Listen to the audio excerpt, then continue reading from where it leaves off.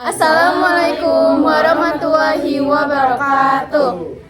Halo semuanya, kami dari kelompok 1 akan menjelaskan tentang Undang-Undang Dasar 1945 pada masa awal kemerdekaan. Namun sebelum itu, kami akan memperkenalkan diri kami terlebih dahulu.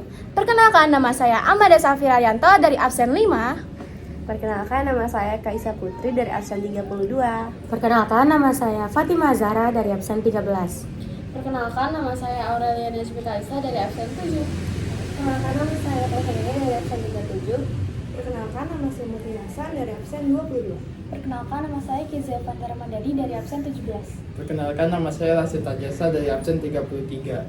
Selamat menonton!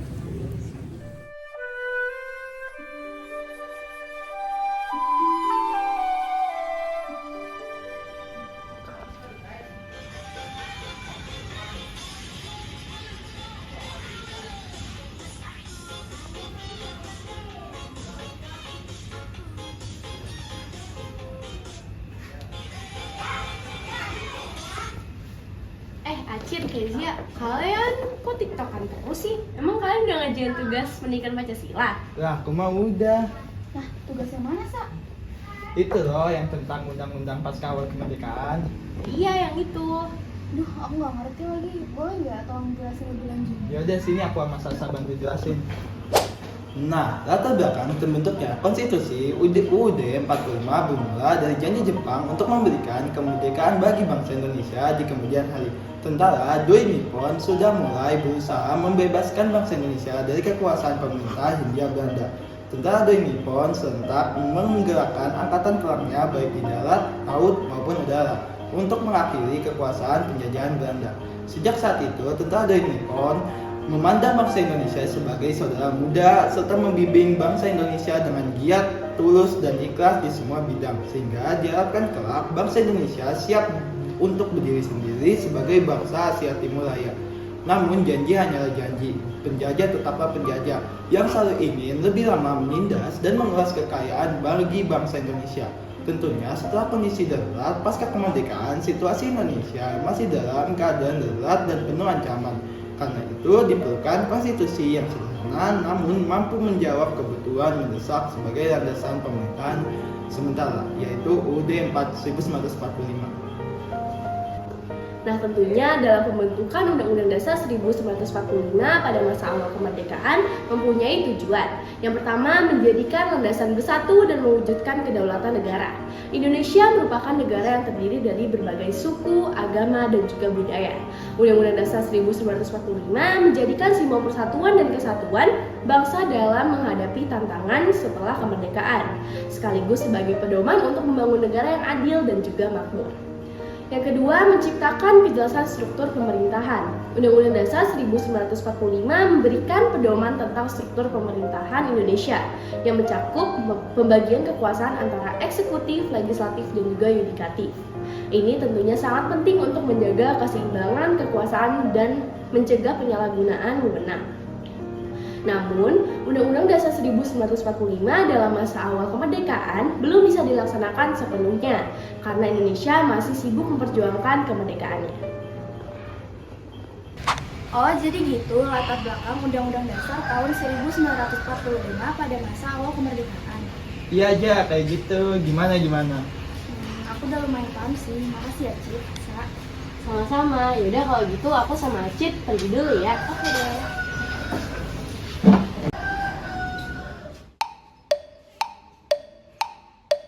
Tapi aku masih bingung deh, sebenarnya ada nggak sih perubahan Undang-Undang Dasar tahun 1945 pada masa awal kemerdekaan? Keja, kok kamu stand aja lagi mikirin apa?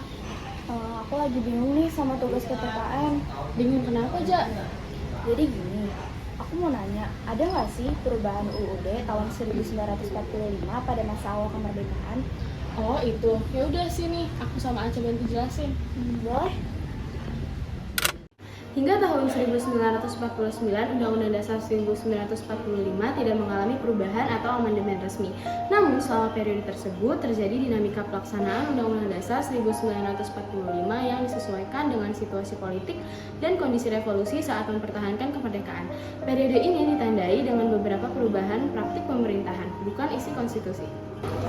Namun, pelaksanaan Undang-Undang Dasar 1945 mengalami penyesuaian seperti pembentukan KNIP, perubahan sistem presidensial ke parlementer, dan adaptasinya sesuai dengan kebutuhan revolusi. Undang-Undang Dasar 1945 mulai diberlakukan kembali sebagai konstitusi nasional setelah dekret Presiden 5 Juli 1959. Oh, ternyata Undang-Undang Dasar tahun 1945 tidak memiliki perubahan ya? Nah iya, tapi buat kelebihan sama kekurangannya, kamu udah tahu belum, Ja? Kalau kelebihannya aku paham sih. Kalian lagi pada ngapain? Kita lagi ngebahas tugas PKN nih tentang perubahan Undang-Undang Dasar 1945 di masa awal kemerdekaan. Iya, kita mau bahas nih kelebihan dari Undang-Undang Dasar tahun 1945 pada masa awal kemerdekaan. Oh, kalau kelebihannya aku tahu. Ayo kita bahas bareng. Pada masa awal kemerdekaan Indonesia, Undang-Undang Dasar Negara Republik Indonesia tahun 1945 memiliki beberapa kelebihan yang sangat relevan dengan kondisi saat itu. Kelebihannya yaitu yang pertama, sederhana dan fleksibel. Tahun 1945 disusun dengan prinsip yang sederhana, sehingga memudahkan pelaksanaan pemerintahan dalam situasi yang belum stabil setelah proklamasi kemerdekaan. Lalu fleksibilitasnya memungkinkan penyesuaian dengan kondisi darurat dan tantangan pada masa awal berdirinya negara. Yang kedua, menegaskan kemerdekaan dan kedaulatan bangsa. Undang-Undang Dasar tahun 1945 menegaskan kemerdekaan Indonesia serta hak dan kedaulatan rakyat yang sangat penting sebagai simbol identitas dan legitimasi di hadapan bangsa-bangsa lain. Yang ketiga, memberikan landasan yang kuat untuk persatuan dan kesatuan. Undang-Undang Dasar tahun 1945 menekankan prinsip persatuan dan kesatuan yang penting untuk menjaga stabilitas di tengah keberagaman etnis, agama, dan budaya di Indonesia. Lalu yang keempat, membuka ruang untuk penyempurnaan. Karena Undang-Undang Dasar 1945 merupakan produk kompromi yang disusun dalam waktu yang singkat. Ia memberi peluang untuk perubahan di masa depan sesuai kebutuhan bangsa. Yang kelima, mewadahi sistem pemerintah yang efisien. Sistem presidensial yang diatur dalam Undang-Undang Dasar 1945 memungkinkan jalannya pemerintahan yang terpusat dan efisien, sangat sesuai dengan kebutuhan darurat saat ini. Yang keenam, berakar pada nilai-nilai Pancasila. Undang-Undang Dasar 1945 mengintegrasikan nilai-nilai Pancasila sebagai pandangan hidup bangsa, memberikan arah moral dan ideologi bagi penyelenggaraan bangsa. Dengan berbagai kelebihan ini, Undang-Undang Dasar 1945 menjadi dasar hukum yang efektif untuk menjawab tantangan awal kemerdekaan Indonesia. Nah, jadi itu kelebihannya. Kalau untuk kekurangannya kalian udah paham belum? Aduh, belum paham nih. Ya udah yuk, abis ini kita tanya ke orang yang situ. Yuk. Permisi. Kira-kira kalian tahu nggak tentang kekurangan UUD 1945 pada masa awal kemerdekaan? Oh, kekurangan UUD 1945 pada masa awal kemerdekaan. Kita berdua tahu nih. Yuk, mari kita jelasin. Naskah NRI UUD 1945 yang diberlakukan pada masa awal kemerdekaan tanggal 18 Agustus 1945 memiliki beberapa kelemahan atau kekurangan yang menjadi sorotan pada masa itu. Beberapa kekurangannya yaitu yang pertama, bersifat sementara dan darurat. UUD 1945 disusun dalam waktu singkat oleh BPUPKI dan BPKI, sehingga sifatnya sementara dan kurang mendalam. Hal ini ditegaskan dalam aturan peralihan pasal 4 yang menyebutkan bahwa Undang-Undang Dasar ini bersifat sementara sampai terbentuknya konstitusi yang lebih lengkap. Yang kedua, belum demokratis secara penuh. Kekuasaan negara cenderung terpusat pada presiden, yaitu kekuasaan eksekutif yang sangat dominan, sehingga menimbulkan potensi pemerintahan yang otoriter. Pasal 4 menyatakan bahwa presiden memegang kekuasaan pemerintahan menurut Undang-Undang Dasar.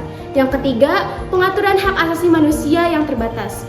UUD 1945 pada masa awal kemerdekaan belum secara eksplisit mengatur hak asasi manusia secara rinci.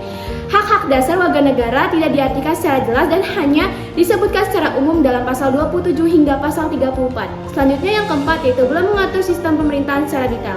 Sistem pemerintahan seperti hubungan antara eksekutif, legislatif, dan yudikatif belum diatur secara rinci. Hal ini menimbulkan potensi multitafsir dan ketidakstabilan dalam menjalankan roda pemerintahan. Ketujuh, minim partisipasi rakyat dalam penyusunan. Karena UUD 1945 ini hanya disusun oleh kelompok kecil yang tidak melibatkan sepenuhnya rakyat. Sehingga munculnya kritik bahwa konstitusi ini tidak sepenuhnya mencerminkan partisipasi rakyat. Yang kedelapan, pengaturan hukum yang masih umum. Banyak aturan hukum yang dirumuskan secara umum, tanpa memberikan petunjuk pelaksanaan atau detail operasionalnya, sehingga memerlukan undang-undang tambahan untuk menjalankannya. Nah, jadi gitu penjelasannya. Kalian udah paham belum? Sudah kok, terima kasih ya. Sama-sama. Nah, jadi kesimpulannya, dalam UUD 1945 pada masa awal kemerdekaan tidak ada perubahan dalam pasal-pasal dan UUD itu bersifat sementara. Baik, cukup sekian dari kelompok kami, kurang lebihnya mohon maaf. Wassalamualaikum warahmatullahi wabarakatuh.